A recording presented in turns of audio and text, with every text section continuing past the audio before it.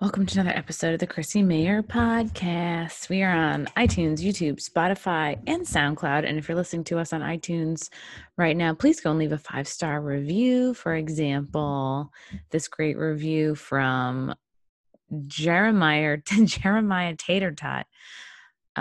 His review is titled "Pleasantly Surprised. Chad Zuma turned me on to CM. Gave it a shot after Carl from Who Are These Podcasts was announced. What a breath of fresh air." Oh, thanks, Jeremiah.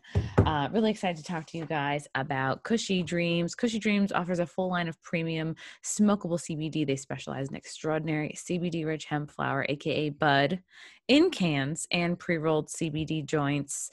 It tastes great. It looks exactly like high-quality weed. I really love the Hustle and the Relax strains. They've got specific indica sativa blends like Energy, Hustle, Relax, and Dream to help you with whatever your issue is. For me personally, I deal with so much anxiety, and I'm somebody who had a Adderall prescription for years. So I find that smoking CBD really helps calm down my mind and my body, and I don't get high. It has under 0.3% of THC, and it's cannabis that ships directly to you. It's legal in all 50 states. Now you guys can join the men and women who are sick of vapes, sick of gummies, and just want to smoke their CBD. Cushy Dreams, smoke your CBD. They take the artisan approach. Every run is a small batch, 100% hand trimmed, never machine trims. They're doing tons of independent lab tests to show compliance and purity. And best of all, it's grown here in the USA. Go to cushydreams.com, KUSHY, and get your high-quality CBD bud. Use the promo code CMP at checkout to get 20% off every order. Every order. You know what else you get 20% off of? Manscaped.com. Check out manscaped.com. They are the best in below-the-waist trimming with precision-engineered tools for your family jewels. They're based here in the U.S., but they just launched in the U.K., so get them overseas now, my British friends. They're so great. Their products are quality. For example, the lawnmower, not only does it kind of like trim your hair in an easy way, it makes your junk look bigger. The battery lasts up to 90 minutes, comes with a really great recharging station. It's legit, waterproof with a cutting edge ceramic blade, and will reduce any awkward grooming accidents. If you're a dude, give this a try. Go to manscaped.com, use the code CMP for 20% off plus free shipping. Ladies, you already know what I'm going to say.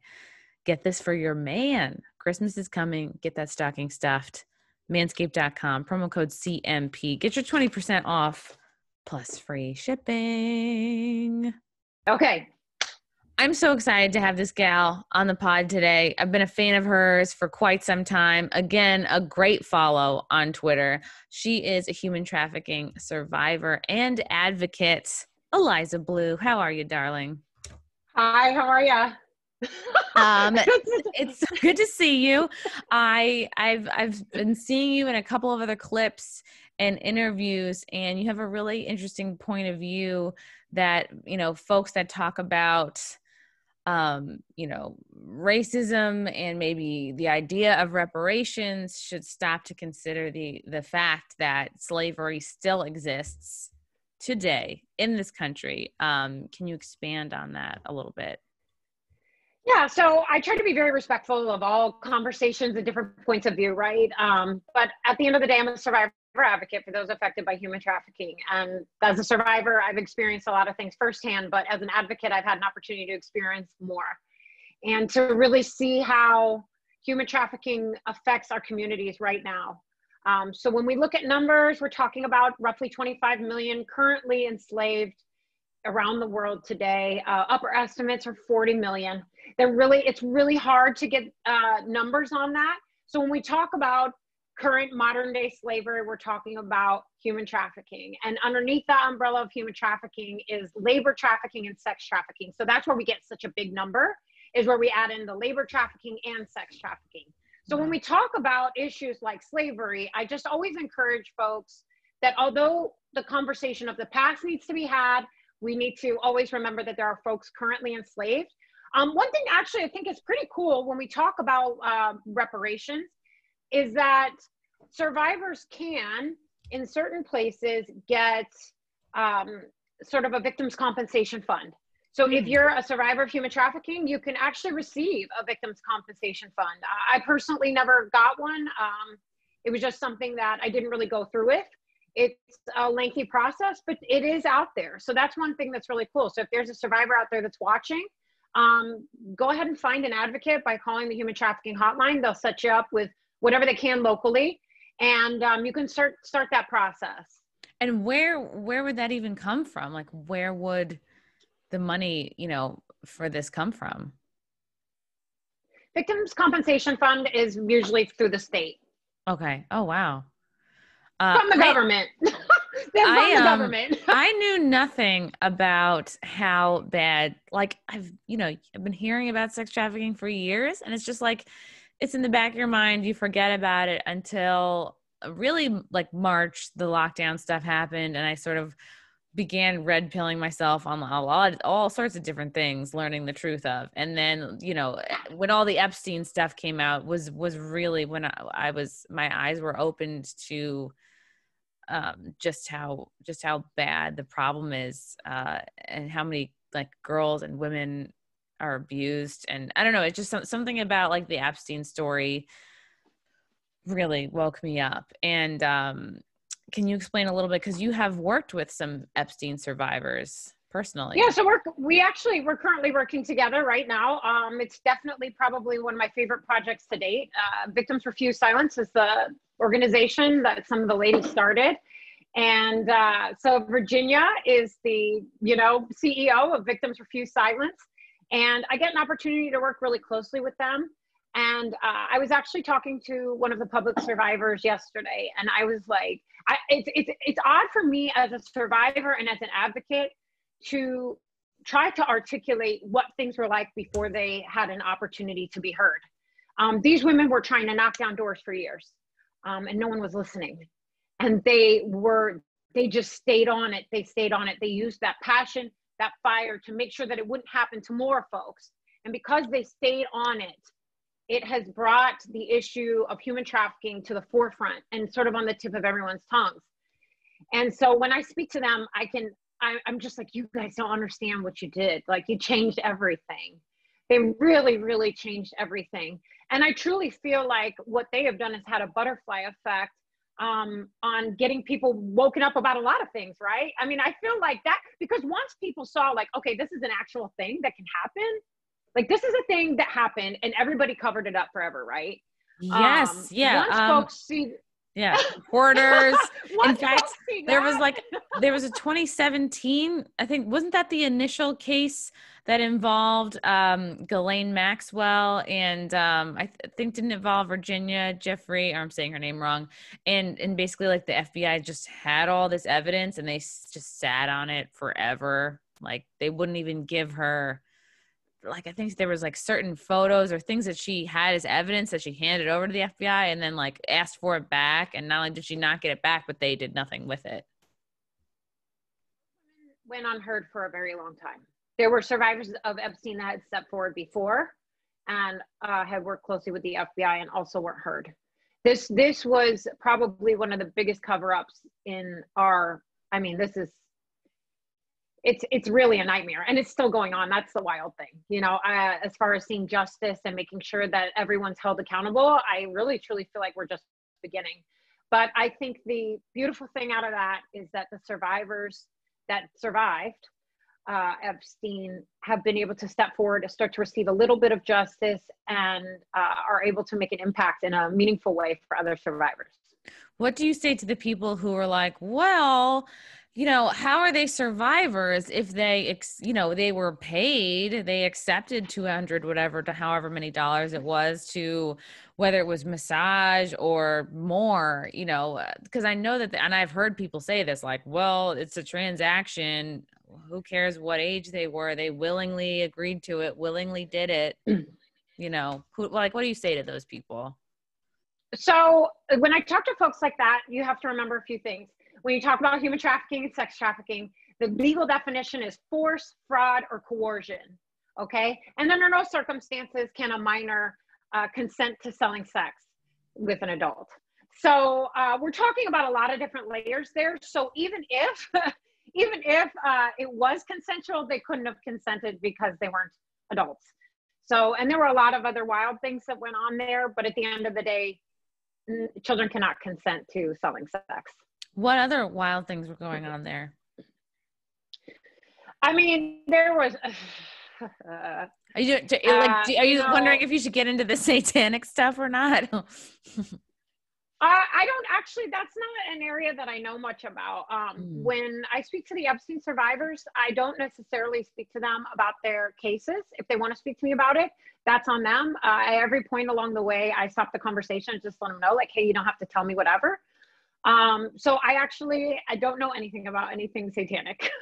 I just heard a lot of stories and I'm like, all right, well, like, I'm just willing to hear like what people know. Like, I feel like I would still need to see a lot more. I mean, I do go down like a lot of rabbit holes, but, but it is interesting because it seems like the case now with Ghislaine Maxwell, it's like she's going to be held for almost another whole year.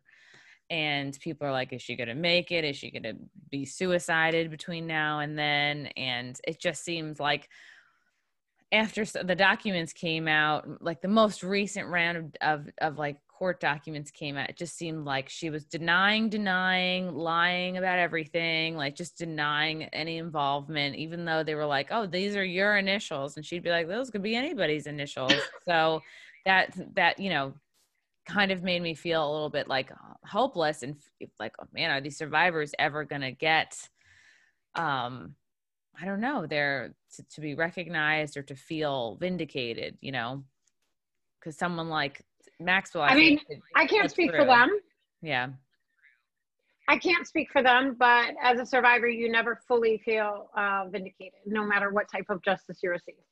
I don't know. I mean, speaking for myself, I truly feel like everything that happened to me in my story, my experience, girl, I always have the Mike Pence fly situation. It's like I live on a farm, right? Maybe it's your hair. No, I live on a farm, right? You do? So it's cold outside. Yeah, I live on a farm, and I swear, every video that I do, every interview I do, there's always like that Mike Pence fly that just lands on. That one just landed on my face. And the best part is my assistant's always like trying to clip clips. Right. They just want to be close to, but the light, I think, attracts them. And so my assistant's always trying to clip clips. And I'm like, oh my gosh, can you please find me a clip without a fly? Thank you. So you're never alone then. There's always a fly around. Girl, don't let this fabulous look fool you. But no, I can't speak for other survivors. But I can honestly say, like, there's really nothing that you could ever do that would feel like would be fully, getting justice all the way. But there is a way that you can channel that pain. And sort of, I think that is something that's really powerful about what they're doing. They are taking the worst situation that could happen to a minor and doing something amazing with it through Victims Refuse Silence. And the other survivors have done amazing things as well. When I tell you they are incredible women, like, they are unbelievable women. Every time I leave a conversation with them, I feel inspired. I feel motivated. I feel, it's a really, really good feeling. And I'm so proud of them. Every day I'm just like, you guys don't understand what you did. I don't know if they'll ever fully understand. No, probably because they're like inside of it, right? Like you never know your full effect because you're just like inside you. And I, like myself, I never, fortunately was a victim of any kind of like sexual abuse, but like I had, my dad drank. I've mentioned this in other podcasts. He chucked a chair at me once. It missed, but it's still like I was 8. You remember those things. And there's just like that's why the minor years, like when you're a minor, the years are not only are you a sponge. Oh, you're a cat. Hi, cat. This is Cheaty. She's trying to make a cameo, but cats always love to like I'll do Zoom therapy with my or like Skype therapy with my therapist, obviously, and like her cat always walks by. She's always trying to upstage me. Aww. But I talk about with her, like, whatever. My dad spanked me a ton when I was little. Again, it's nothing like sexual abuse or anything like that. But it's like that when you're young like that, like those years, you're so impressionable. You're such a sponge. And that's the stuff I talk about and work through with my therapist is like kind of how my dad was growing up, affected me the rest of my life. And like you're imprinted with these patterns and the coping mechanisms that you develop as a kid under different kinds of abuse or stress or whatever family dynamic, unhealthy family dynamic you're dealing with.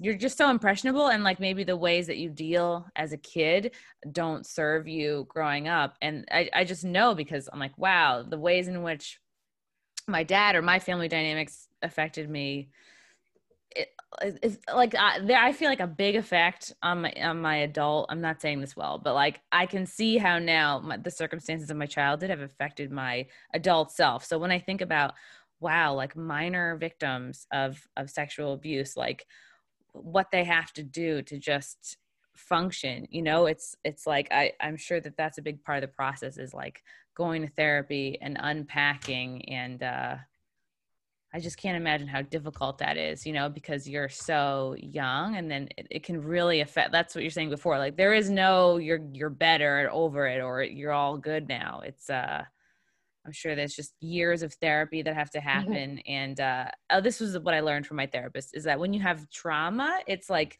it sometimes can like maybe freeze you at the age in which the trauma happened, like freeze you emotionally. And if you don't examine Yes. that, that's why you sometimes have folks who maybe emotionally or like they maybe act younger, or they're, something in their emotional, behavior is not like fully developed, because trauma has a way of like freezing you at the age in which that happened. And I know I'm not saying this well. Maybe Eliza, you could say this like more eloquently than me. I just was like, No, you actually are. You actually are. No, well, what happens is sometimes your brain freezes, exactly what you were saying. Your brain sort of freezes in that, and we call it like a trauma brain. And a lot of times, one great example of this is during this year, during the COVID-19 lockdowns, during the protests and things like that, a lot of survivors have been stepping forward, especially during the protests, to say, Chidi is really trying to be the star of the show, and she's blocking my good light. Aww. My cat, Chidi. Chidi, come on, girl. And now get out of my light. I call her the Beyonce. Oh, sorry. Oh, sorry, no, everyone's going to love it. That's probably going to get people to watch longer. Okay. So, a lot of times when there's something wild going on, like the protests, folks are being triggered from their past, just like you were just talking about. Something like having a chair thrown at you at a very young age could be triggered again by watching social media posts where violence is happening. It could be wild. Your brain could literally be stopped. So that's one thing I really focused on during this last year, is making sure I'm posting the hotline numbers, make sure I'm letting folks know that they're not alone, because those types of things can trigger thoughts of suicide. So you can be a grown woman, well established in your career, seeing a therapist, but simply seeing an act on social media that is disturbing could trigger you into having thoughts of suicide, self-harm. Wow. You could act out in other ways by being, overly sexually active. It could be a lot of things. So your brain does kind of stay sometimes in those spaces. And I even notice mine goes back sometimes. It definitely happens. Wow. And I wonder, like, the media, they love clips of violence. Like that's the stuff that gets passed around social media. Like that's the stuff that goes viral. That's the stuff that's on every mainstream media news. It's like fire, looting, like the worst shit, even if it's, happens infrequently. I think the media wants to keep people kind of afraid, because people who are afraid are easier to control. And the media is kind of now an arm of the government, it seems. But I just don't think that they're aware of, and I think that's something we're not really talking about. Like in the last 6 to 8 months, how many people are getting deeply depressed during this time and suicidal. I just don't think we're paying enough attention to, folks that are going through that right now. Well, my area of focus, or like, I guess I don't consider myself an expert in anything, but besides maybe putting on eyelashes. But yes, you're definitely an expert. No, girl. I'm like so Tammy Faye Baker with these lashes, girl. I put them on and then I put the mascara on and like I wonder why you can't even see my eyes during my interviews because it's just like a big black spot. But I just love it. It's my war paint, girl. But one thing is that we have noticed a major spike in calls to the human trafficking hotline, 40% in 1 month. A major spike in online child sexual abuse material, as if it wasn't bad enough. It is completely through the roof, 126% increase. Folks are at home, locked at home with their abusers. So that is pretty much everyone's worst nightmare. Internationally, we saw roughly about a 36% increase in domestic violence, within the first month of the lockdowns. We've seen the record high of the RAINN National Sexual Assault Hotline. RAINN is the incest and sexual assault hotline. And they've been around for 26 years and they have seen record highs and record high calls from children. So those are the types of things I focus on. And I would have to look at the statistics available for suicide, but I know we're looking at a nightmare. This year, when this year kicked off, I just knew we would be set back in the human trafficking movement. I knew this would probably set us back a decade because when we look at vulnerabilities as far as human trafficking is concerned, we look at homelessness, food insecurity, those are all those types of things. So situations that were made worse by this year's situation will increase human trafficking. I always let folks know that when you can't work, you are forced to do things you never thought you have to do for money, to pay rent, to eat. If you were going to leave an abusive relationship, you might choose not to because you won't have anywhere to go. You have no work. I mean, this is a nightmare. This is a total nightmare. Who are you, from the people that you work with, like who most often are like the abusers? Like, is it, statistically speaking, or is it more so someone's dad or just a male relative, or like what have you been finding through just your experience? So the data shows us that 92% of human trafficking victims have a relationship with and know their abusers. A large portion of those are family members. So although stranger kidnapping, everybody likes to focus on like the stranger danger kidnapping with the van and everything, that's very, very rare. So a lot of times we're seeing parents sell their children, is mainly when you talk about child sex trafficking, that's what we're talking about. A lot of times that's what's happening, or it'll be someone that will be a boyfriend pimp, something along those lines. So there's almost always an established relationship there with abusers in some way. Could be a child care provider, could be another relative, but there's almost always an pre-established relationship there. And then when we talk about the grooming process, when a victim knows their abuser, they're a lot easier to groom and manipulate. Yeah. And I know what you said before, because I have been following the Epstein case, like, and I'm sure for the people that are listening are like, oh, what kind of person would sell their kid? Like, I'm sure a lot of people listening are like finding that unbelievable. And I would too, had I not been sort of following along in the Epstein case. Like, you have these parents that are just like, yeah, go, like, just literally selling their daughter, or like just basically, yeah, go spend a summer with Epstein, or yeah, like, see ya. Like, what kind of circumstances does it take for a parent to actually sell off a child? Well, there are a lot of factors involved. I always factor in that there could be mental illness involved. So when you look at like the Epstein case, those were young ladies that had vulnerabilities in some way, oftentimes from impoverished homes or homes that were a little bit lower income in rural and in urban areas are all really huge risk factors for being trafficked. I've never been a parent, and I've also never been put in a position where I thought I'd have to, I'm an aunt. And I can't really think of a situation where I can't even think, there is nothing, but I've also, never been on the brink of starving to death. I've never had medical needs that I couldn't provide. So I do try to look at it through a lens of compassion, but it is really difficult. It is really difficult when you're talking about those situations. I also don't focus directly on abusers. My primary focus is on survivor aftercare. So, you know, when we look at the stereotypical abuser or trafficker, it literally could be anyone. That's the worst part. It literally could be anyone.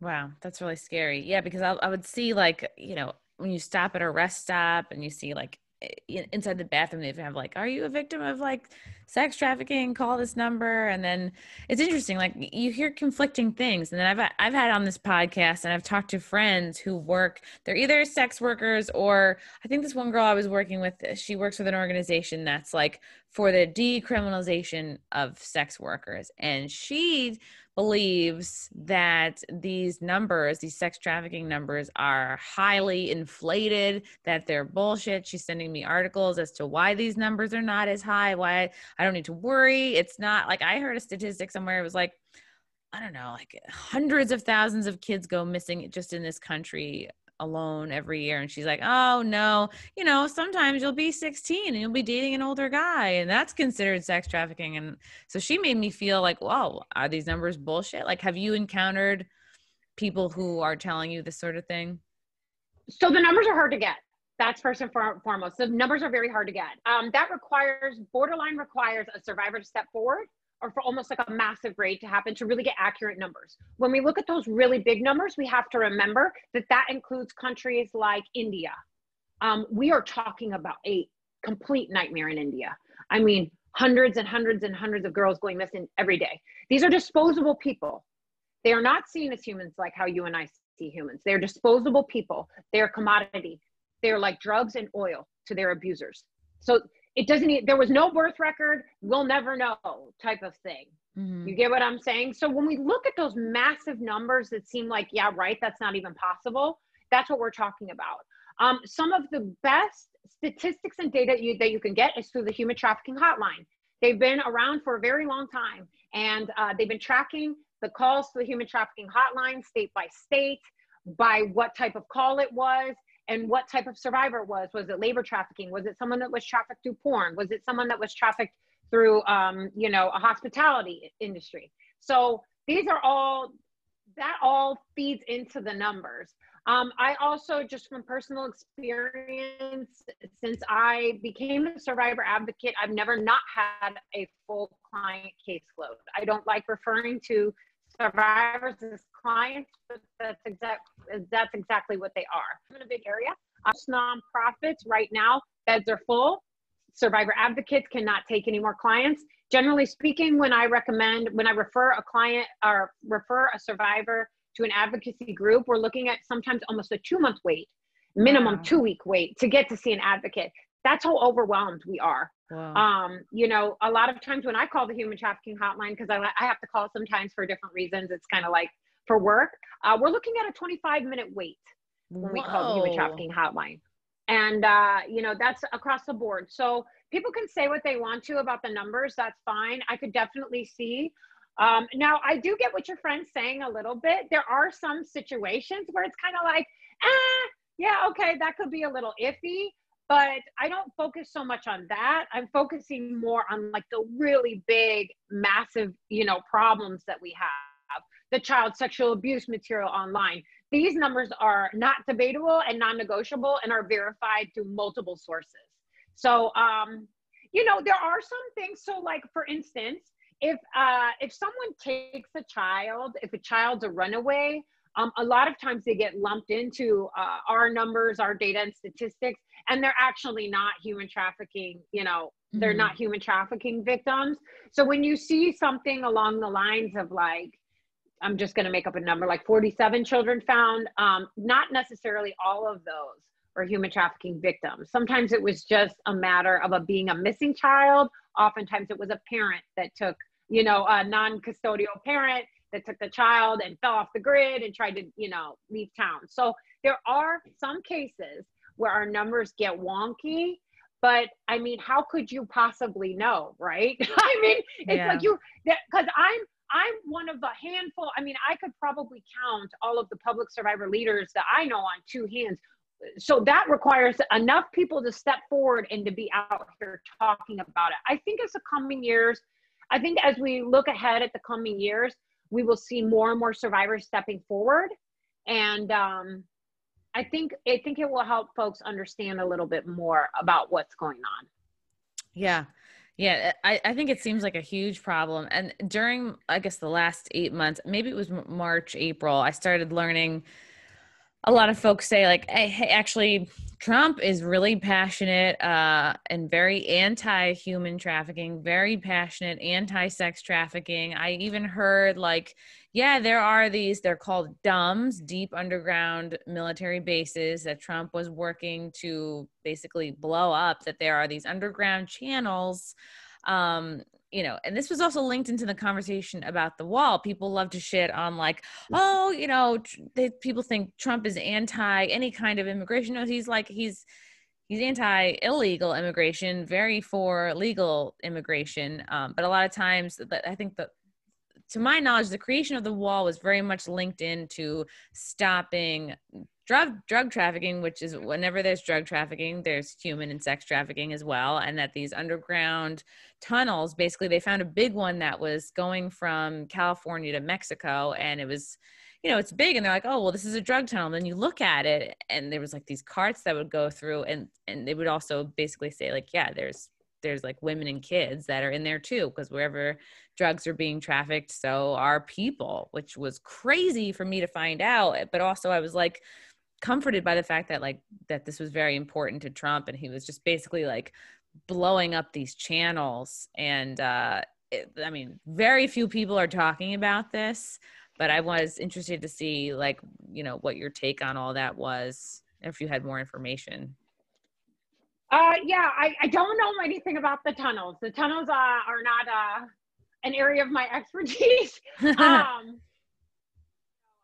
Girl, if tunnels were an area of my expertise, I'd probably go work for Boring Company or something. But you know how like Elon Musk is making his little tunnels. Yeah. But I will say that you are spot on. This year, the human trafficking will gross more net profits than the drug trade for the first time. Projected beginning of the year numbers were $150 billion as reported by Forbes and other major publications, that this year human trafficking would beat, you know, the sale of drugs. And, you know, my stance is the same. You can sell a human for labor or sex a million times, countless times, and you can only sell drugs and oil once. So, and you know, if you and I are taking a road trip and we got, you know, a bunch of drugs in the back of the trunk, we're like white knuckling it the whole way, freaking out. If we get pulled over, our life is over. If you and I take a road trip and we have a couple kids or folks of color where we've taken their, you know, passports or something like that and told them, you know, whatever, like chance of us getting caught is slim to none. That doesn't seem suspicious at all. You know what I mean? So we can. People would think, oh, that we're just all together. We're just like just a family out, traveling. Right. Wow. I mean, you know, would it be weird for, you know, a mixed group of folks to be in a car together? Like, no, we're just buddies. So, so when it comes to the border, I do like to draw a defined line between human smuggling, and this is where that coyote situation, the coyote conversation comes in. The difference between human smuggling and human trafficking. So human smuggling is a consensual relationship where you pay a coyote or human smuggler to bring you across the border. Human trafficking involves force, fraud, or coercion. That being said, you can pay a human smuggler or a coyote to bring you across the border, and they can end up exploiting you for the labor or sex. So that's a really important conversation. You know, I think that a lot of times folks really want to get into other countries. And by the way, America is not unique. We see this all the time in a lot of different countries. An area that I like to focus on a lot is Nigerian folks getting trafficked into Italy.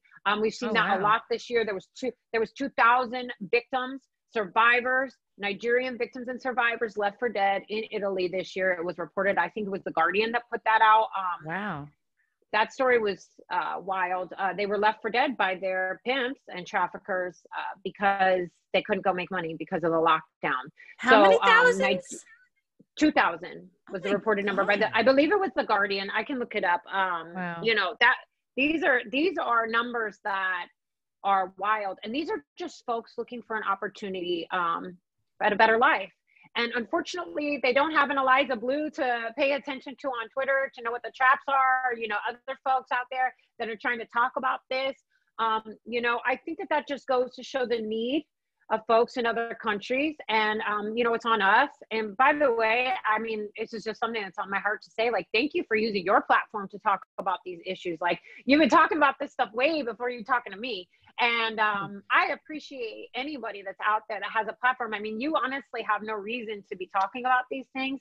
And it's folks like you that will keep it in the public conversation and really shed light and bring it to an audience that maybe isn't paying attention. So thanks. Oh God, of course. Seriously, that means a lot. That means a lot. Thank you. I just started thinking about it more.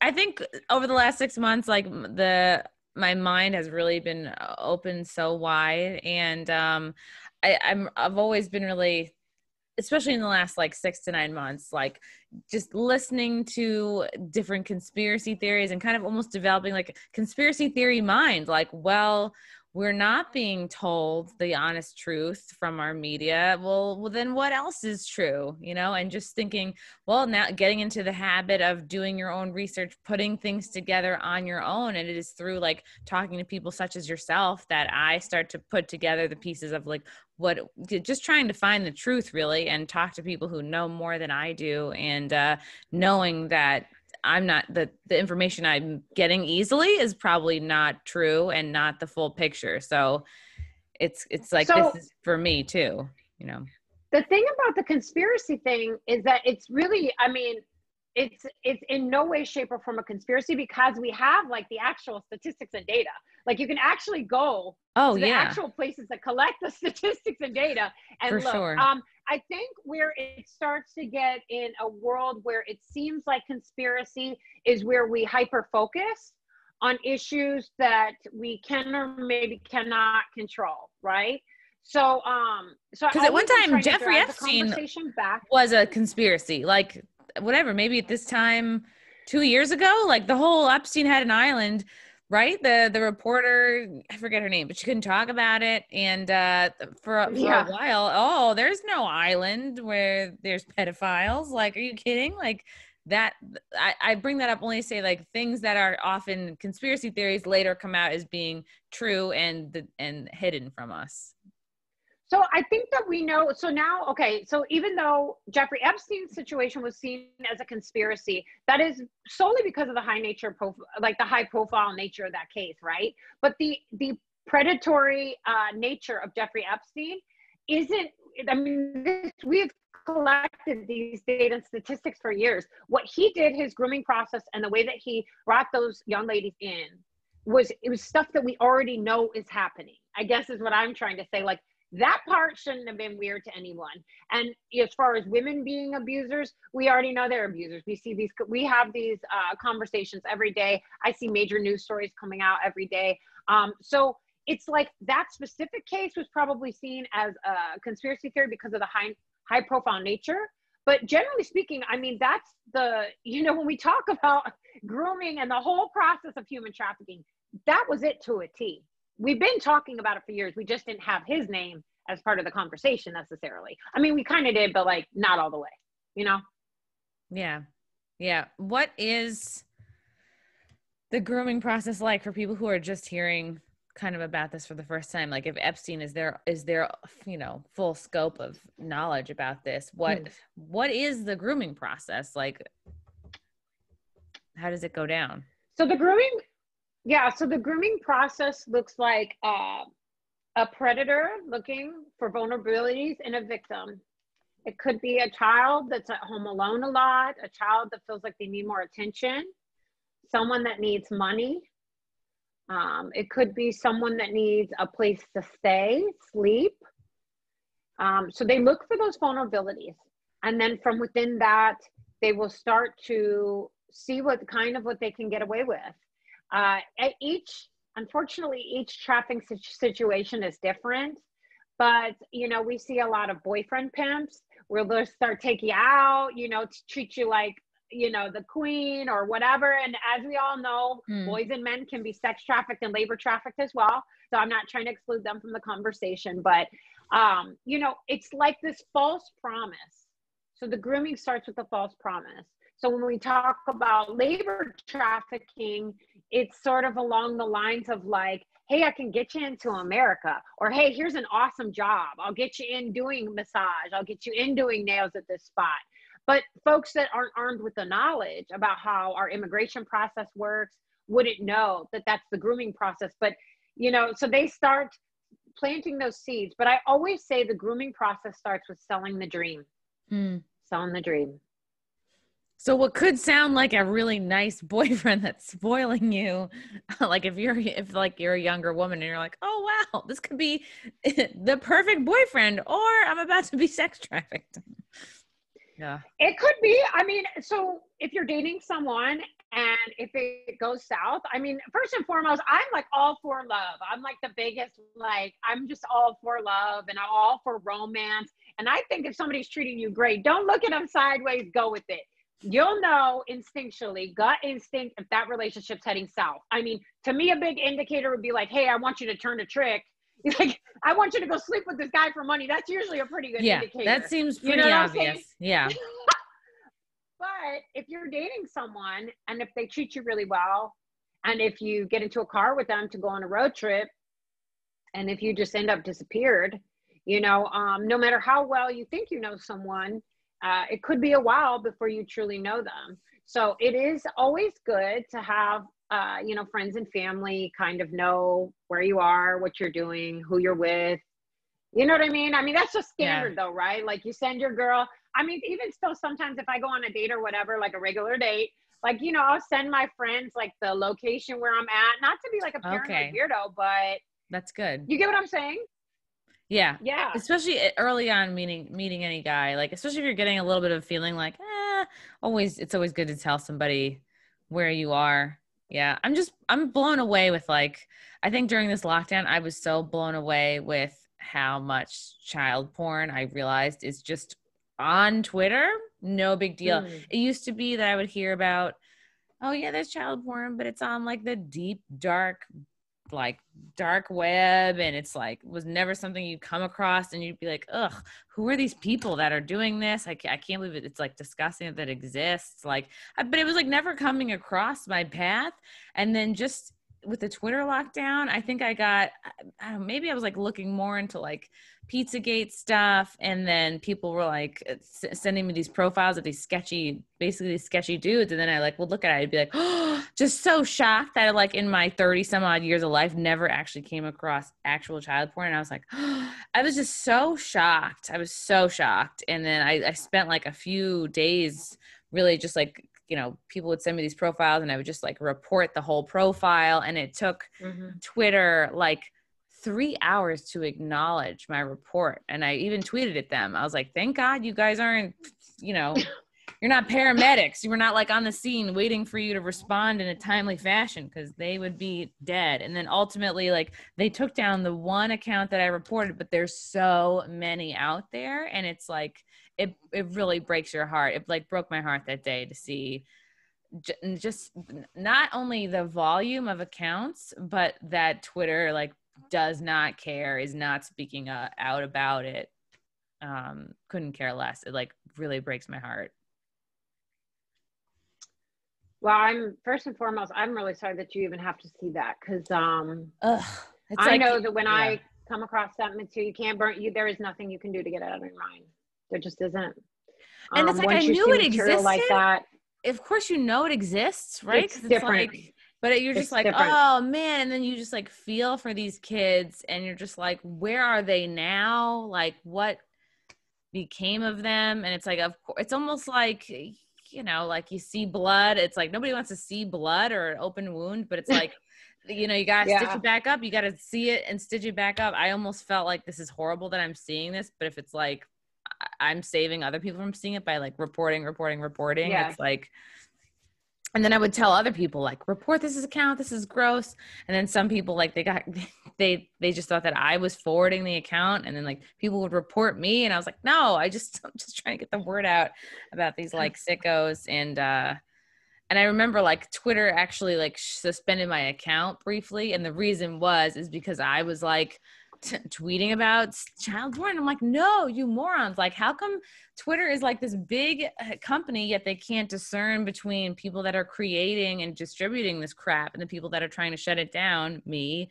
And it really blew my mind that it took them so long. And they made me delete a few tweets, and I get it. They wanted me to delete the tweets where I was like pointing out the profiles. I get it, fine. But Twitter also made me delete the tweet in which I was making fun of their response time, where I was going like, man, you guys really suck. It took you hours to acknowledge that I even reported this. And they make you jump through hoops. It's like reporting child porn should be so much easier on Twitter. And it's like, you have to go to another site and then go to another thing. And then it's like a bunch of clicks. It's like, it should be so much easier. And the fact that they're not prioritizing that is like so concerning to me. So I just didn't know, like, if you guys were, looking into it. I don't know. I mean, it's like you deal with like the people who come to you, right? So it's like, how do you even begin to tackle something like, the problem on Twitter? But I know, it just blew I me tackle it away all to day, find every it. day. Yeah.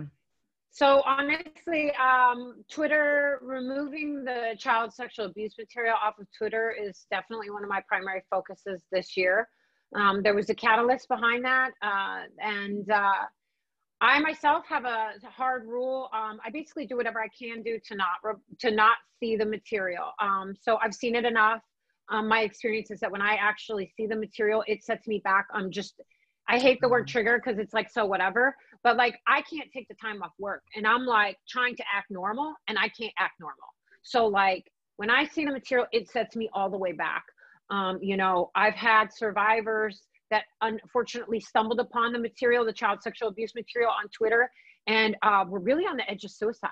Really, really on the edge of suicide. When they are a survivor of child sexual abuse, seeing that material throws them back to the worst moments of their life. Talk about like the worst, right? Twitter profits from the countless child sexual abuse material profiles on their platform. The technology exists to take it down immediately. You shouldn't even have to go through the process of reporting. Absolutely, the process of reporting should be way better, way easier.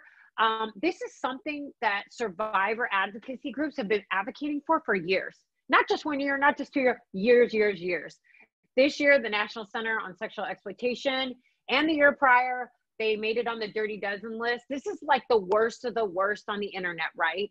So the way that this went down was when Tumblr removed the adult material, the pornography not safe for work material from Tumblr, Twitter decided to become NSFW safe, right? So that you can be an adult, you can have pornography on Twitter.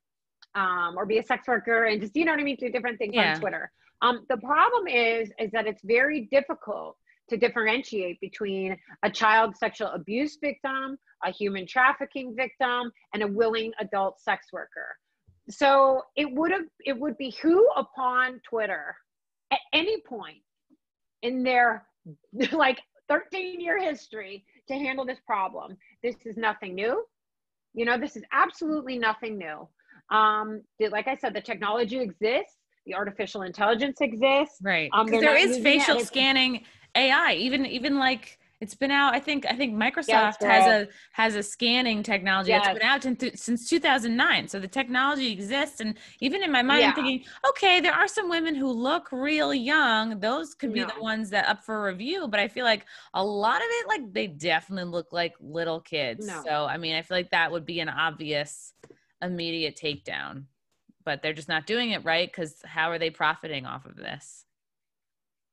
So they're definitely profiting off of the child sexual abuse material. Every time that there's a profile on Twitter, they make money off of ad revenue sales. So that just goes into the number. So every month there's like 331 active Twitter users a month. And those child porn, they read the same as Jeremiah's Twitter profile to an advertiser, right? They're just a number. So the advertisers don't know this is going on. The stockholders, the shareholders don't know this is going on. I know everyone at Twitter knows this is going on. So I don't know what the problem is. They're not putting the manpower behind it that they need to put behind it. There are not enough folks looking at this stuff. There's not enough folks working on this stuff. By law, it's against the law. That's okay. If they don't follow the law, we'll tighten the law, because clearly they're not getting the message. So anytime they profit off of this material, they're in violation of Section 230 FOSTA-SESTA Amendment, which is something that Donald Trump signed into effect. And I apologize, I wasn't trying to avoid your question. I just got on the tangent of the border. And we could definitely go back to that. But, you know, so I don't know what they're doing.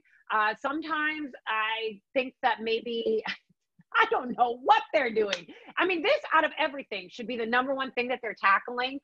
You know, Twitter is somebody that prides themselves on free expression and things like that. They also pride themselves on being there for vulnerable populations, the LGBTQ plus community, right. Black and brown folks that are marginalized. And those are all folks. Who's more marginalized than kids that are caught up in this? Yeah. But human trafficking and child sexual abuse, those all align directly with the vulnerable populations are disproportionately affected by these crimes. So I don't know why Twitter's playing games. There's a lot of things that I've seen with them that seem suspicious. On a personal note, so I've been on Twitter for 10 months. And sorry, you got me on my rant. Good. No, I love it. I'm pro rant. So, okay. I try not to go too crazy rant, but gosh, I wish I could be a comedian. I think that sounds so fun, but I'm not. I'm not funny. And I'm definitely not Twitter funny. I'm like so Twitter dry. It's horrible. But so my former abuse, so I've been on Twitter for 10 months, right? And it's been an awesome 10 months for me to connect with folks and just so many awesome experiences have happened as a result of just having a Twitter profile. It's made me just feel way more connected, and it's given me an opportunity to be a really dang good advocate. So I love that. But a couple months after I had been on Twitter, I realized that my former abusers had set up a fake profile. This is long before I was on Twitter. I reported it right away with a photo identification. Actually, somebody was making fun of me. One of my ex-boyfriends was making fun of me about the Twitter profile. Like, oh, what's up with this other Eliza Bleu? And I went to go check it out. I was like, this ain't me. This ain't me. And it was set up very long time ago. So that was a tactic of my former abusers. They like to make fake dating profiles, use my pictures, videos, images. And so I reported the Twitter profile right away with a photo ID, and then updated the profile, the report frequently. It took Twitter 3.5 months to pull it down. What? So, and that was this year. It took them 3.5 months. I said, you know, hey, I'm a human trafficking survivor. I'm a human trafficking survivor advocate. This is my former abusers. So that is a big point of contention. And when I looked at that, you know, it's wild because I'm a survivor and I should know better that, you know, one of our sayings is you're not alone. Like as an advocate, you're not alone. And, you know, it's wild. I just went back to thinking that my experience was unique and that I was alone. I didn't realize that I was one among many. The difference between myself and the countless children that are being trafficked and sexually exploited on Twitter is that I have a voice and I know my rights. So, so that's one reason why I really talk about this all the time, is because I'm thinking about the children in Cambodia that can't speak for themselves. I'm thinking about the children that I'm an advocate for that can't speak for themselves. So I know children, minors that have been sexually exploited through Twitter, and Twitter's not alone. Unfortunately, all of the big tech social media platforms are guilty of this, and some have done better than others. Facebook's currently being sued, and many other platforms will be held accountable.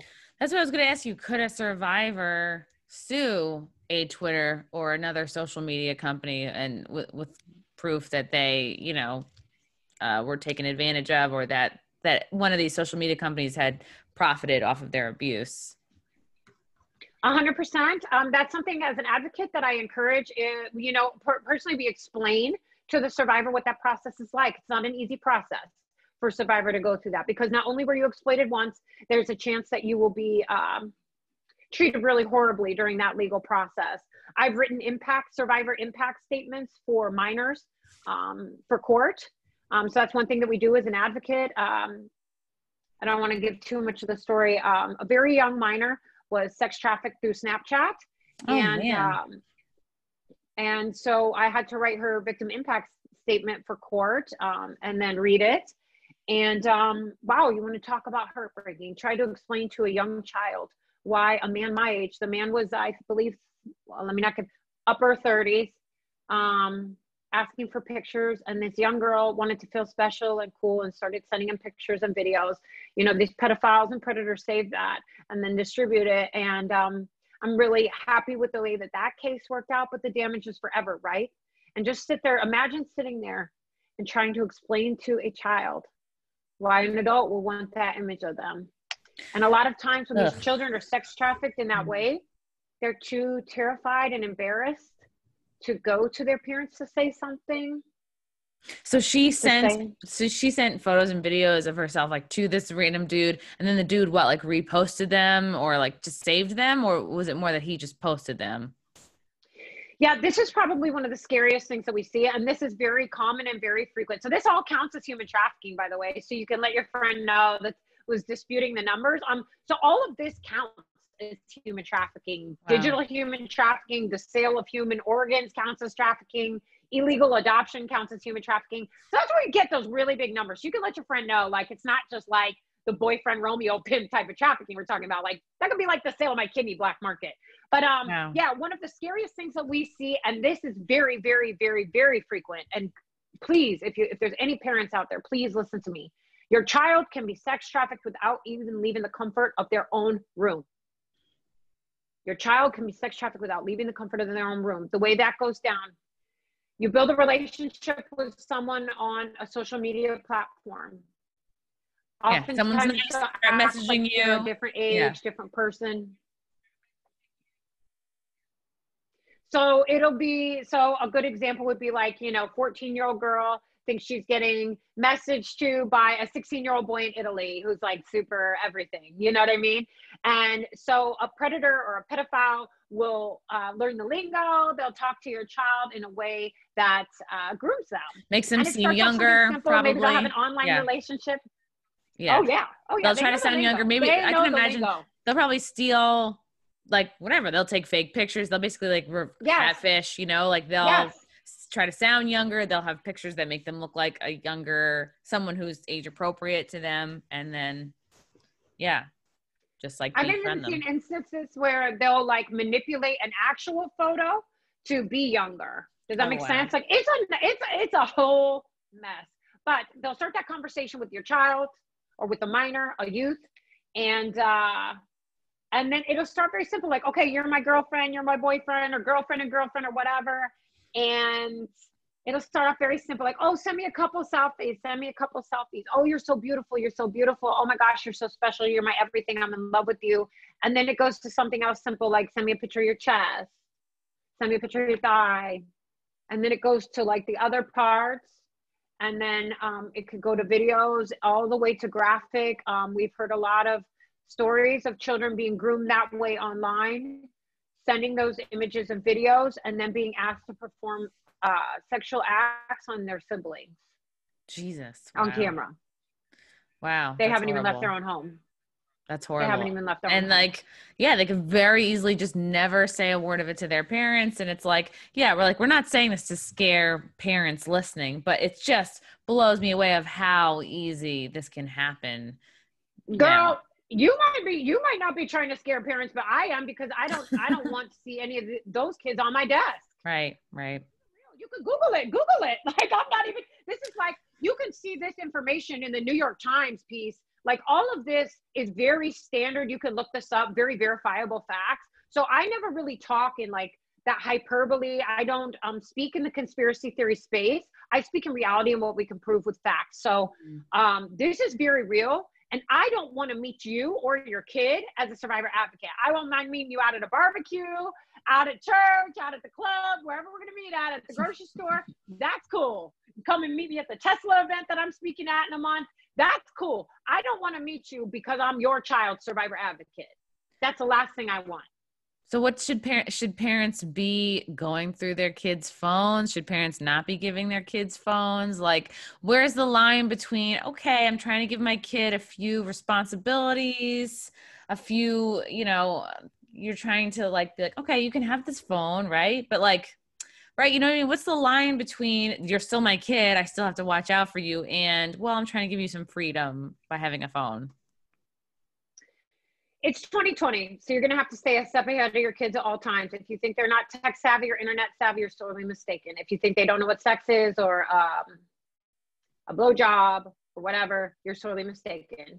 You could be 13 years old and sign up for a Twitter account and see adult pornography and figure out what all that is while you have it. So this is like regular.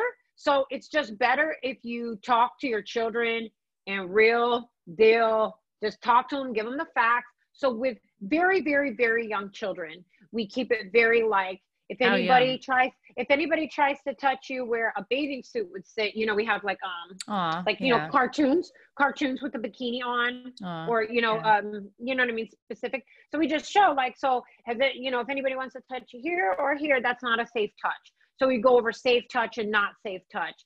But I speak to the youth exactly the way I would want someone to speak to me. They already know what's going on out there. They're watching Cardi B videos. They know what's up.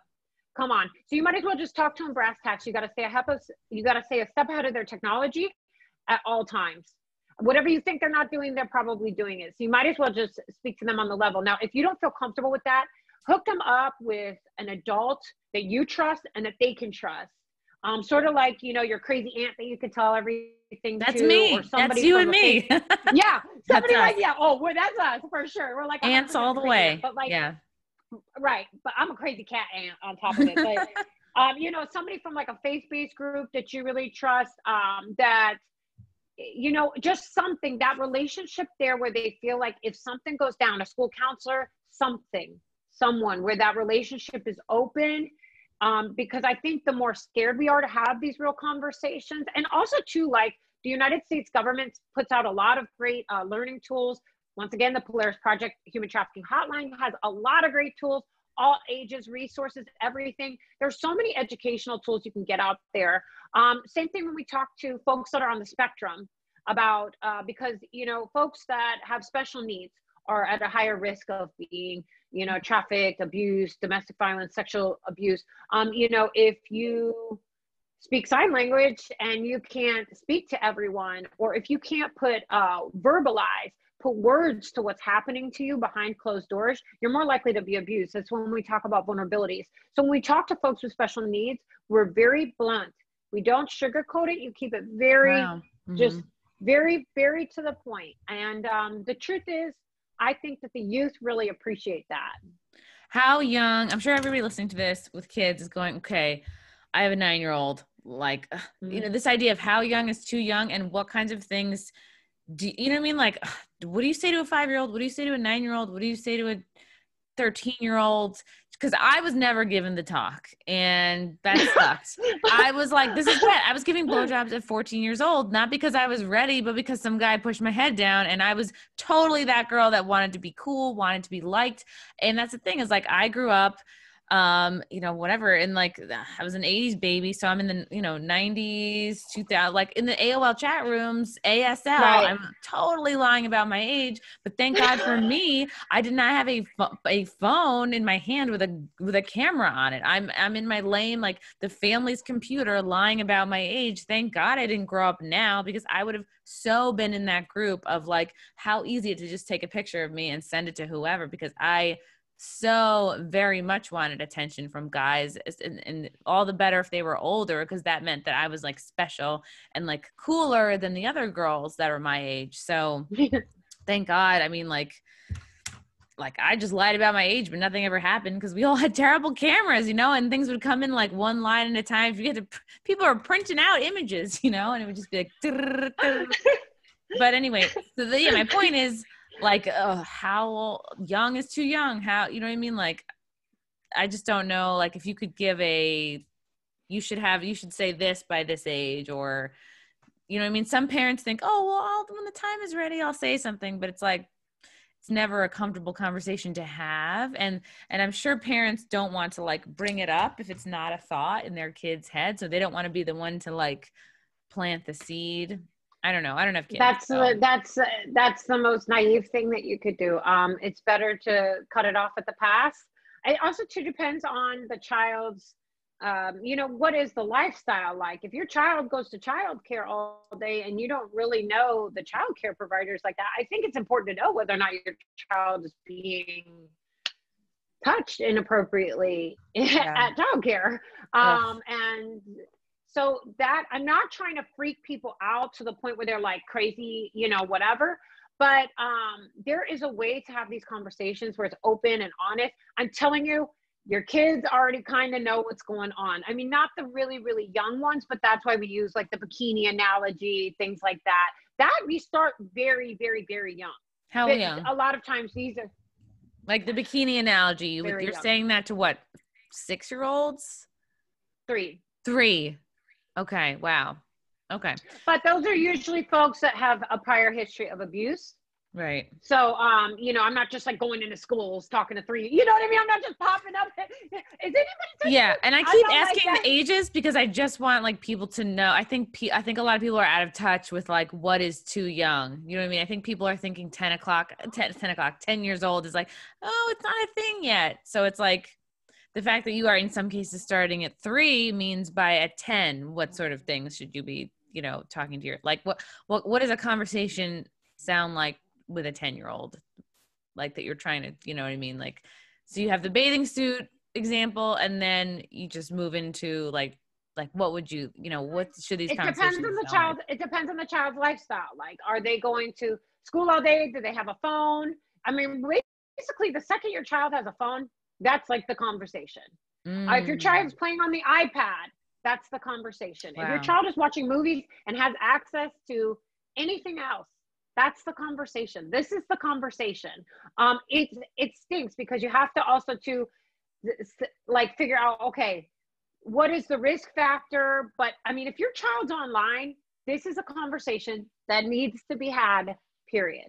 What It's if they don't horrible. have a phone, but they'll have a tablet to play games, or they'll watch YouTube for like their favorite YouTuber? Do you know what I mean? Like, is it naive to think, well, they don't have a phone, so I don't need to talk about it yet? Or they're just, you know, playing a video game or here and there. Do you know what I mean? Like, Do they have access? Would someone have access to them through what they're doing? So hmm, for instance, if you and I went, you know, on a YouTube video, you could talk to me through the comment section.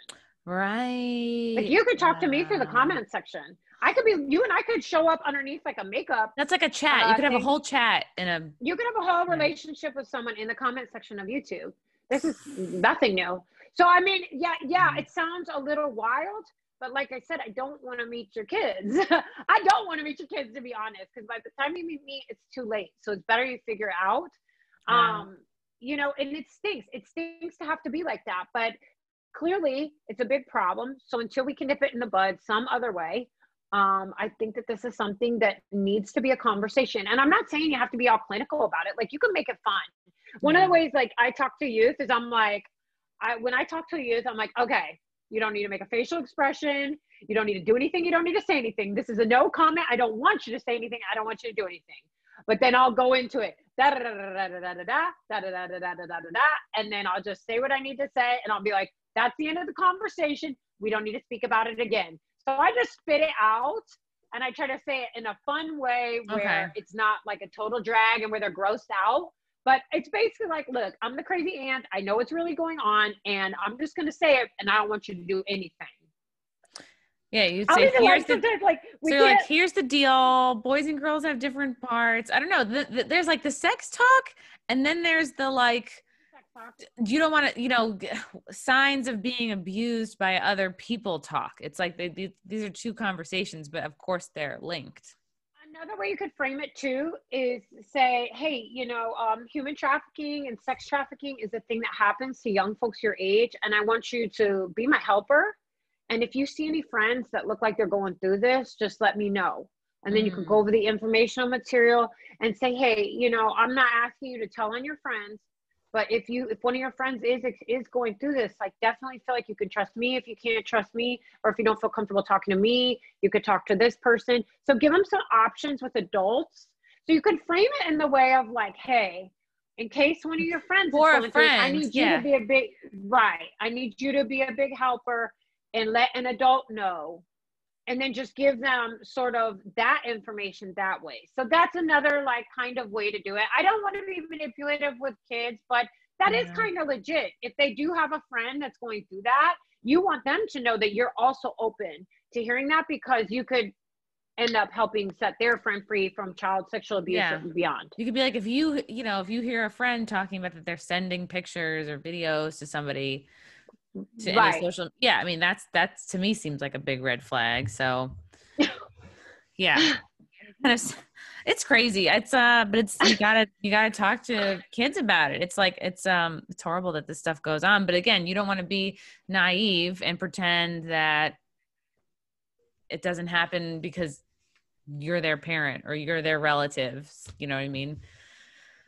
Because it's crazy. I mean, I don't know how many more stories need to come out before folks are like hip to it. I think at this point, I truly feel like a lot of folks are hip to it. They just don't know where to throw that energy. So that's kind of what I'm seeing a lot more. I'm seeing like folks are hip to it. They're like, okay, we got the point. This is happening, but they're throwing their energy into a different like way than I think would be a maximum service around the issue. Does that make sense? Yeah, it does. I want to know your thoughts on, because I've spoken to some people probably more on the conservative side, that they're anti-regular porn and they fully blame the existence of regular, legal, porn with consenting adults, that is tied into and very much a reason why that there is a child porn, that exists, that the two are linked, and all porn should disappear from Twitter and the internet. Like, porn is bad, which I don't feel that way. Like, I have friends who are porn stars, and I don't think that because there's regular porn, that means that has created the need for child porn. It's, like, what do you say to people who just blame, adult porn for the existence of child porn, basically? So child sexual abuse material and child okay, that's the better way to say it. Gone on since. No, sorry. I don't know if I'm saying if that's like if child porn is like the that's not PC like me way. in my work mode. That's me in my work mode. Me and my turns up like I want to slay everybody on Twitter mode. I'll say child porn, but I feel like child porn does get a little convoluted because sometimes folks think that it's two children having a consensual relationship together and filming it. We have to be very specific about what we're talking about. So like, in the movement, we call it CSAM. We don't even call it child. I use, like, when I'm talking to folks that aren't in the movement necessarily, I say child sexual abuse material. Even on Twitter, I'll like say child sexual abuse material and human trafficking, but that's not a very valid way to say it because child sexual abuse material is human trafficking. So I'm like almost even kind of like watering it down a little bit for Twitter a lot. But I mean, you would have to be able to guarantee that there wasn't child sexual abuse or child sexual abuse material before there was legalized pornography or pornography readily available, and that's not factual. So I understand the concern. My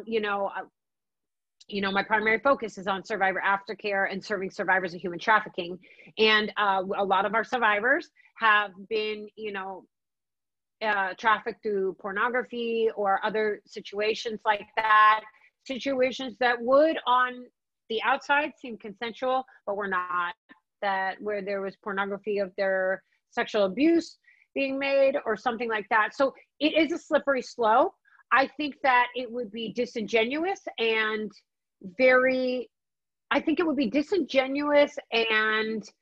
catastrophic to end all pornography, legal sex work, and all pornography at this stage of the game. What would inadvertently happen is a lot of folks would resort to survival sex, and it would make human trafficking worse. So if we do something along those lines, we'd have to do it with the sex workers in mind. We don't need any more human trafficking victims on our desk. Right. So if you're a sex worker that's working through a strip club, and if you're a willing adult sex worker, so I like to draw those hard lines, willing adult sex workers that's making pornography or, working as a dancer. Yeah. So an escort isn't actually, an escort wouldn't be legal, but you can be a willing adult sex worker and be an escort. Okay. Does that make sense? Yes. This is such a wild, like, talk about thinking, like, so sorted, right? So you could be a willing adult sex worker and have it be legal sex work, which would be pornography, or, being an exotic dancer, or, there's some legal brothels in Nevada, but You get what I'm saying? So those are all Yeah. like completely above the board, right? Like if you're a willing adult sex worker and you have an OnlyFans, you're willing adult. Then there's the folks that are doing it, and it's illegal for them right now to be a willing adult sex worker, but being an escort or something like that. So it does get dicey, different states. It's weird. What I'm trying to say is, if we ended all that right now, it would be a nightmare as far as human trafficking is concerned, because folks would be desperate. And I don't want to see that. That's what I don't want to see. Right, because anytime you make something illegal, you're not destroying the demand for the thing. You're just making them go underground. So, yeah. No, and I try to stay out of the porn conversations as much as possible because, to be honest, I just don't know the laws. But my fear is always. So when we talk about ending, human trafficking and child sexual abuse material on Twitter, let's say like that's the conversation that I'm always in. If they were to take down all of the human trafficking and child sexual abuse material from Twitter, it could take down all of the willing adult sex work, willing adult pornography on Twitter. And although my primary focus is always thinking about the non-consensual, non-willing children and adults, I do fear that would take money out of those willing adult sex workers' mouths, and that unfortunately they would be trafficked as a result. So it's a dangerous game we're playing. This is all very dangerous. And so people's safety is something that I take very seriously. I agree. Yeah, I think you said that well. I'm sure you've been asked this a lot. What are your thoughts on the Cuties movie on Netflix? Have you seen it? Have you not? Yes. Actually, that is a great conversation. So I actually did an amazing interview with the Daily Wire about that. And one of the public Epstein survivors, Teresa J. Helm, came out and was a part of that piece as well and made a statement. And, I thought that was really interesting that the Epstein survivors came out and spoke about that movie because they have their Netflix special. So you want to talk about a slap in the face. Here they are trying to raise awareness, bring light to the issues that they went through, and then Cuties happened. So there's a lot to unpack with Cuties. Number one, I think it would be amazing if they made the film without exploiting actual minors.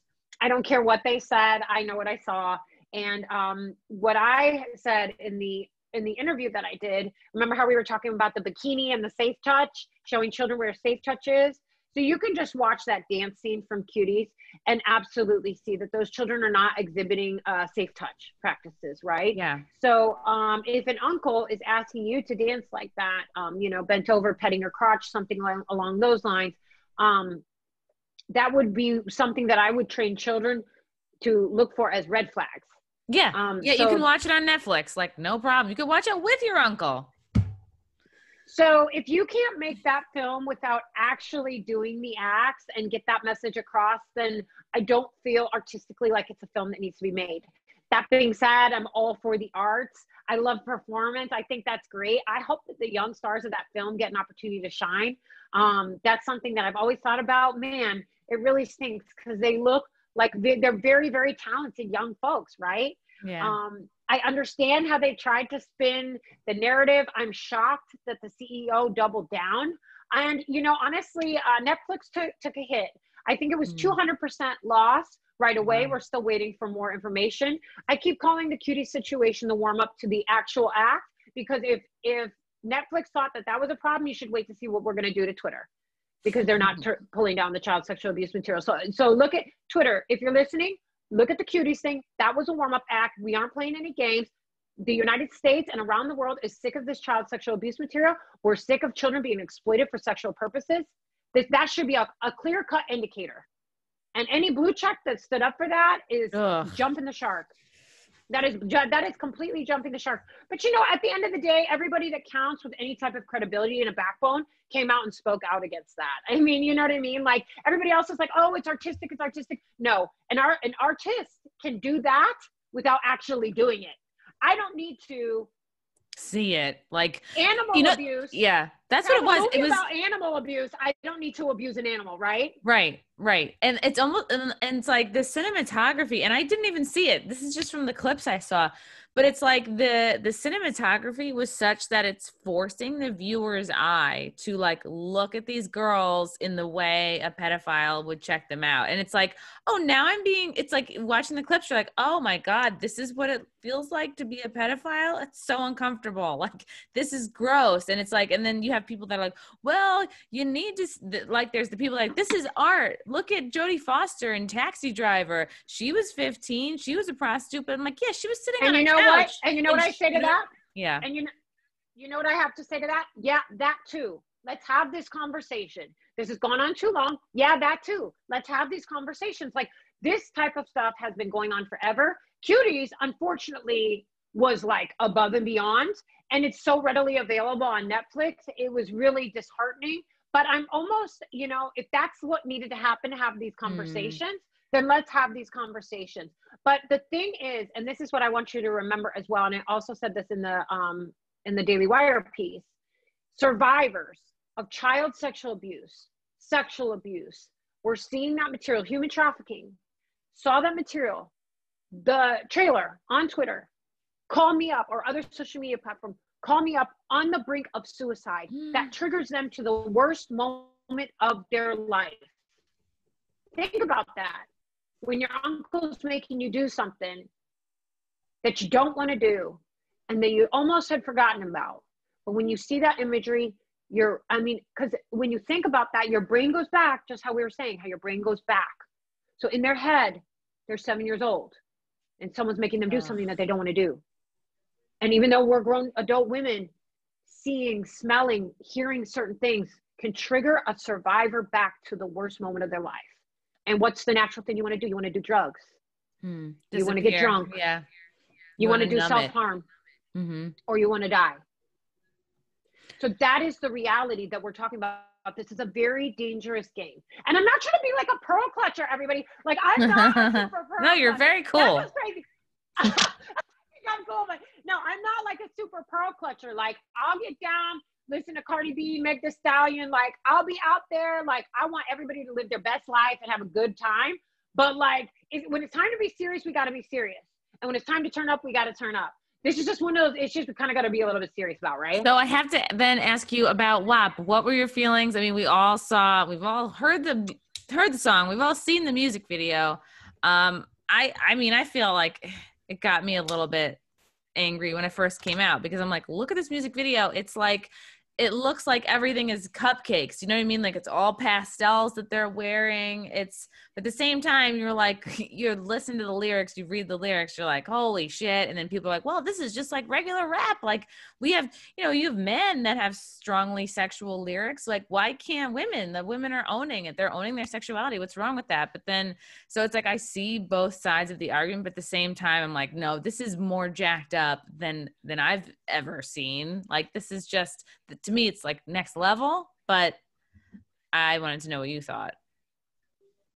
I mean, we got a lot to unpack there. There's so much to unpack there. So first and foremost, let's always talk about the fact that we have to be able to differentiate between entertainment and reality, right? Entertainment and reality. Yeah. Also, too, as a parent, you have to know, is this something I want my child watching? If I am allowing them to watch it, can I adequately articulate to my child, this is the difference between entertainment and reality?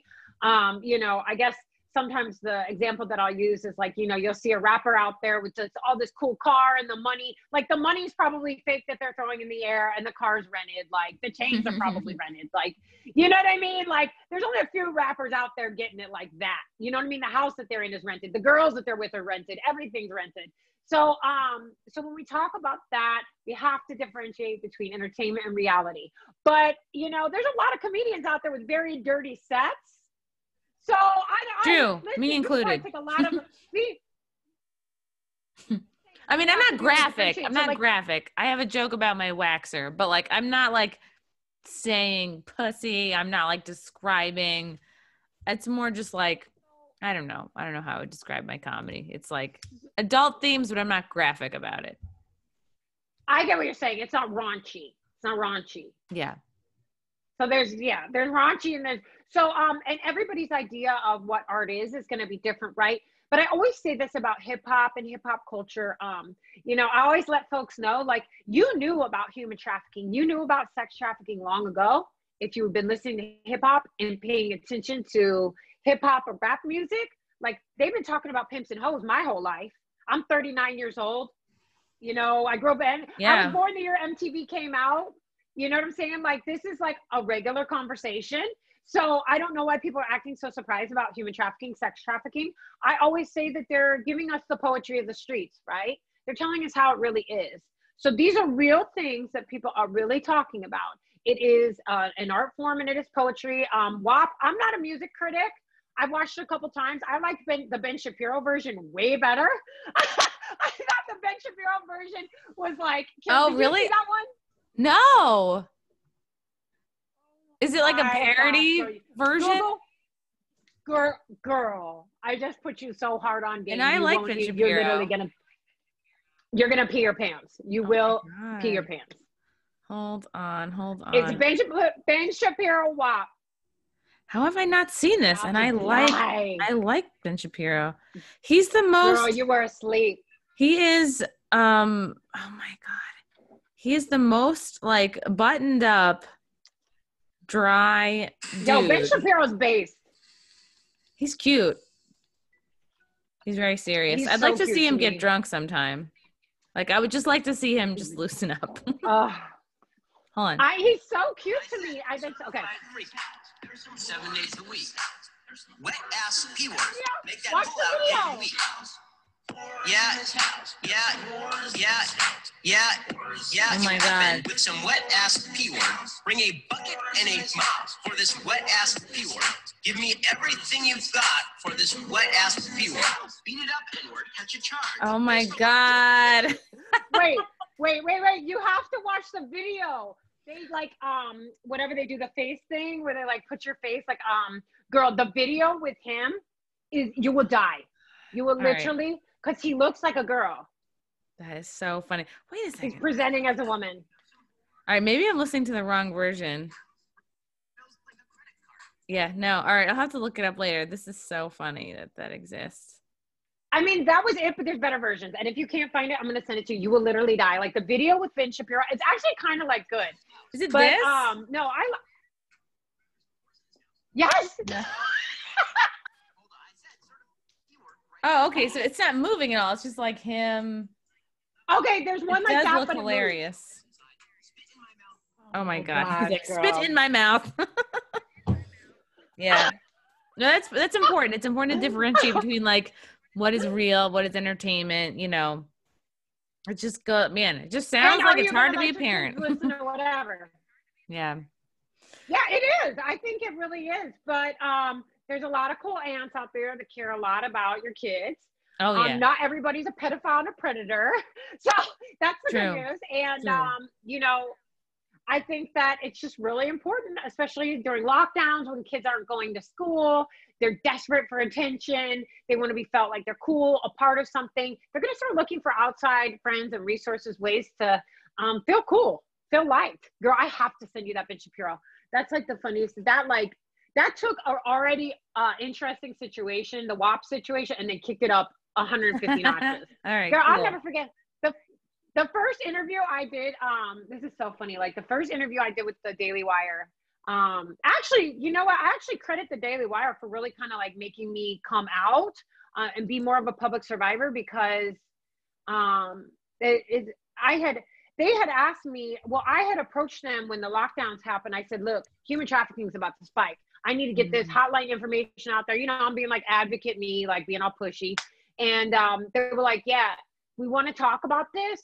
Can we put your picture and name on it? And I was like, I really don't want my picture and name out there like that. Like, and they were like, we think it'll help us get more views on it. And, you know, if you want this information out, I said, okay.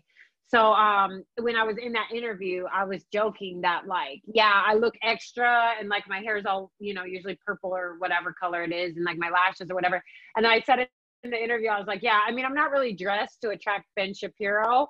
I'm dressing in case like I meet survivors in the ER, they can look at me, you know, I dress so that if I meet a survivor, they're not going to look at me and be like, who's this loser? Like, who did you send to talk to me? You know? Wow. That was funny. I was like, yeah, I don't really dress to attract Ben Shapiro. I dress to relate. You're looking relatable. You're looking like a woman. You know what I mean? You're looking like a cool chick that you can talk to. Yeah.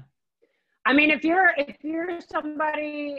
young person that's been trapped in a life, 14, 15-year-old, and you've been on the track, trapped in life, would you rather meet me or somebody with like a blazer on, looking like a nerd, like, substitute school teacher? When they meet me, I got glitter on a Tuesday at 9 a.m. for any apparent reason. They're like, okay, this chick's kind of cool, So that's kind of,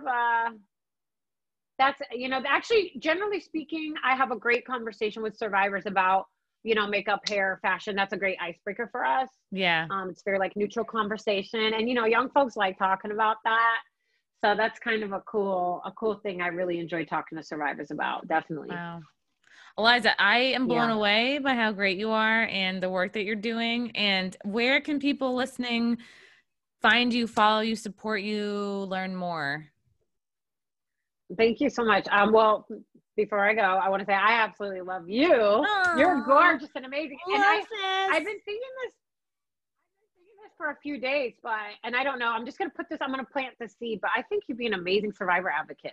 You should think about going and taking some courses. I think you do really, really well with that. I love even talking if you just to volunteered. People. Yeah.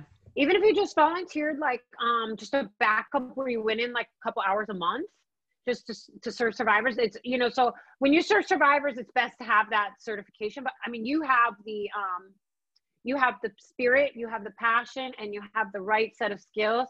I think survivors would absolutely love you. They probably look up to you. You might even be able to hold a course for survivors, young survivors that want to get into comedy or entertainment. That might be kind of a cool thing for you to do for survivors. That was on my heart and on my mind, so I wanted to get it out. But so where folks can find me, I'm on Twitter. If Twitter doesn't kick me off, it's at Eliza Bleu. That's all of us. We're all just counting down the days till we get kicked off Twitter. But that's why there's Parler. Every time I log in, I'm like, they haven't, okay. Like, am I? Am I suspended? Yeah. No. Okay. Is today the day? I think that they would look, I mean, they already look petty with the way that they mess with my profile, but, we have a love-hate relationship. Let's just put it that way. And I always let folks know that Twitter needs you. You don't need Twitter. True. Don't forget that. Twitter needs you. You don't need a Twitter. And don't let them try to play you like that. But so you can find me on at Eliza Bleu on Twitter. I have a Locals, which, by the way, girl, why are you not on Locals yet? Everybody cool's on Locals. What is Locals? Oh my gosh. Goodbye. Locals is a completely censorship-free, free speech platform. Oh, shit. Okay. Stay with me. Created by Dave Rubin. And everybody cool's on there. Michael Malice has a community. Okay. It's for content creators. So like basically it's like YouTube, Patreon, and Facebook all combined. Your blogs can live there. Your fans can contribute. All your stuff goes right there. So you have your own community. So Bridget Fedesi probably has one of the most popular communities. Michael Malice. Yes. Like Dr. Drew's on there. What a hottie, Silver Fox. Oh my God. Right? Everyone I love.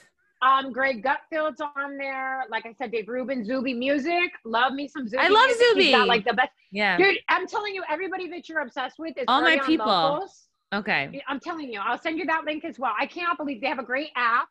So my Locals is eliza.locals.com. So it's Eliza, ELIZA.locals.com. I feel like there I can really be myself, and they don't sell your data. It's completely free speech. And I just love the fact that they're not going to tear me down in case I say something like a little dicey. That's like great. Dude, you are like the perfect for it. Your people would love it, and then they could just connect with you, and you could make money, and it would be awesome. Okay. So, and I hang out a lot in the Michael Malice Locals community, and they love you. They're like obsessed with you in there. So maybe what you should do, maybe what you should do is subscribe to Michael Malice's local community. I think it's like $7. Like subscribe to his community, and then you could talk to people in there. Girl, they're going to stand you so hard. You're going to go in there and be like a mega celebrity. They love you in there. They love you in there. They talk about you all the time. Holy crap. Okay. you know, because shout out to Donna from the Michael Malice Locals community. Donna loves you. Ooh. She was so happy that I was going to talk to you. Oh my God. I think she was on your show. Like, I don't know if when she was, I think she like called in or something. I don't know the circumstance, but she loves you. But you have a lot of fans in there, girl. My So God. go Fans what's I had no people. idea about. All right. I'm literally signing up as you speak. Okay. Locals.com and then look for Michael Malice. You would probably love the Bridget Fedesi community. There's so many amazing people on there. Like Donald Trump Jr.'s on there. There's so many amazing people. Like it's basically all of the, just really anybody that is at risk of losing, like Andy Knows on there. There's so many freaking awesome people on there. And I just think that it's a great place because we're all terrified of losing our social media platforms, but Parler's like a little bit much for me. I prefer the Locals energy a little bit more. I still like Parler's okay, but just Locals is a lot better. You'll see. Go into Malice Locals and you're going to freaking love it. And say, hey, it's Christy. And then tell them who you are. And they're going to freak out. Well, oh my God. Late right now, but so sorry, girl. I just had a moment. Great. Okay, good. And so if I ever get kicked off or wherever I'm at, you know, people can donate to me there. People can support me in my mission and what I'm doing. Folks can come meet me December 12th. I'm speaking at a Tesla event.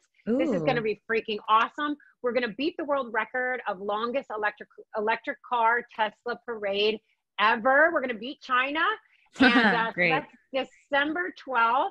In Atlanta. It's going to be the Guinness Book of World Records.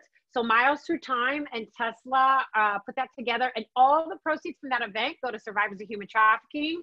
Our rescue, the organization started by Tim Ballard. So all the proceeds are going to survivors of human trafficking. Isn't that freaking awesome? That is awesome. Wow. That's exciting. Very cool. Eliza, this was great. Everybody follow her. Hopefully we can meet in real life one day. And I'll talk to you soon. All right. Bye, girl. Thanks for having me. This is great. Thank you. Bye, girl. Bye.